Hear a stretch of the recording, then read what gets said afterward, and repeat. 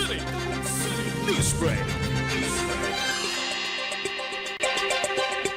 Muling nagpaalala ang mga tauhan ng Social Security System o SSS sa mga employer o mga nangangasiwa ng iba't ibang tanggapan sa pribadong sektor na iwasan ang pagkaantala ng mga remittances sa kanilang tanggapan upang maiwasan ang employer liability sa oras na nangangailangan ang kanilang empleyado.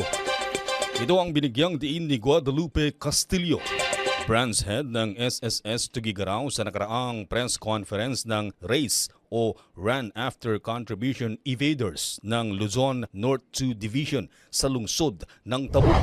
I-remind natin sila mag-comply para sa SS law at hindi lang ito para sa mga empleyado and at the same time for them. Kasi once na na-report nila yung mga employees for coverage of SSS, nabayaran nila, in cases of contingencies like sickness, maternity, disability, retirement, funeral, death, and meron pa tayo yung unemployment benefit, hindi sila yung magbabayad, kundi manggagaling yan sa SSS dahil nga sa binayad nilang contribution. Kung wala yon, hindi na-remit ang kanilang contribution, it would turn into an employer liability. Na mas mahirap yun kasi kung magkano supposed to be yung makli-claim na employee na benefit, sa employer ang buong magbabayad. Ayun ang disadvantage pag hindi talaga nagre-remit ng on time ang isang employer. For the information din po, ang employers is partners of SSS. Hindi natin sila kalaban. We're just here to monitor them para naman mai-provide yung benefit for the employees. Ayon kay Castillo, oras na pumasok ang isang manggagawa sa isang katungkulan na may employer-employee relationship, dapat na siyang irehistro sa SSS sa unang araw ng pasukan. Anya, malalaman ng empleyado ang kanyang kaltas base sa kanyang sweldo at responsibilidad naman ng kanyang employer na regular na maremit ang bayad sa SSS para nakasigurado ang mga benepisyo na makukuha nito.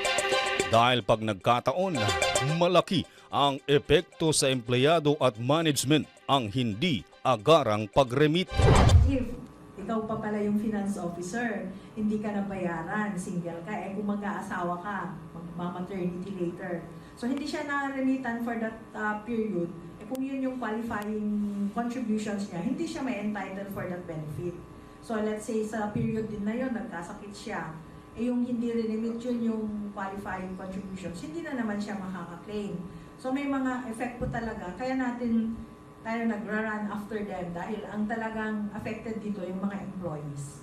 Yung mga iba na employees na pag nag-report sa amin, iba mag-file ng benefit niya, ng sickness or maternity, mare-reject yan. For those naman na hindi nag-report sa amin at hindi binayaran ni employer, nagiging employer liability, yun yung another na sinisingil natin. And then yun na yung through our legal officers naman yun, sa legal department na yun.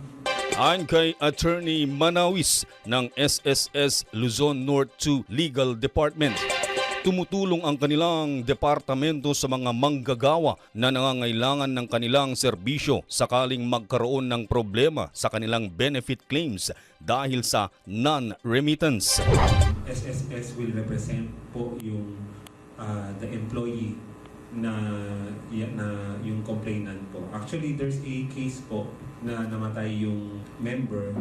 It turns out na hindi pala siya hindi nagbayad yung employer. So, hinabol po yung SSS yung employer. So, ang ginawa, binayaran yung contribution at saka yung benefit po na makukuha ng heirs, yun po yung binayaran nung employer po.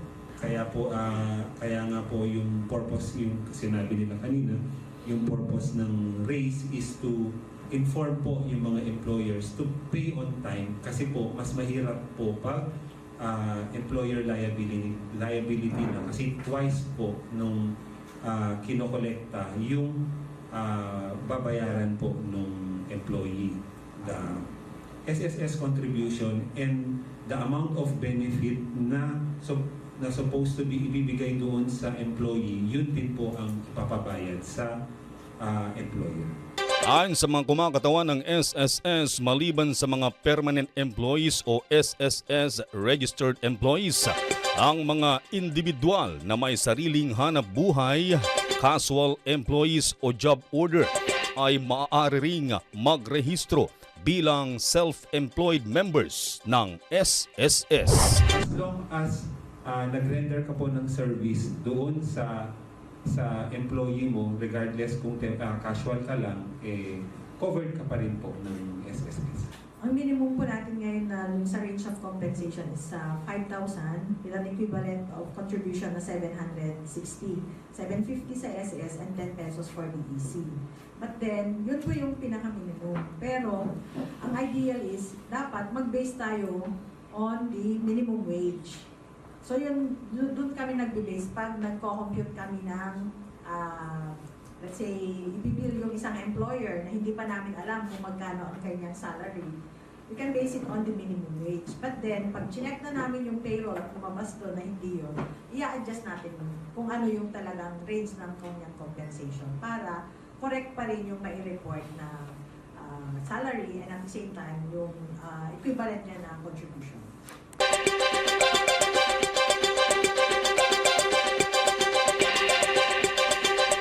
At yan ang balita para sa oras na ito. Hatid sa inyo ng City Public Information Office. Ako po, si Reddy Retotal. Tabuk City! News Break!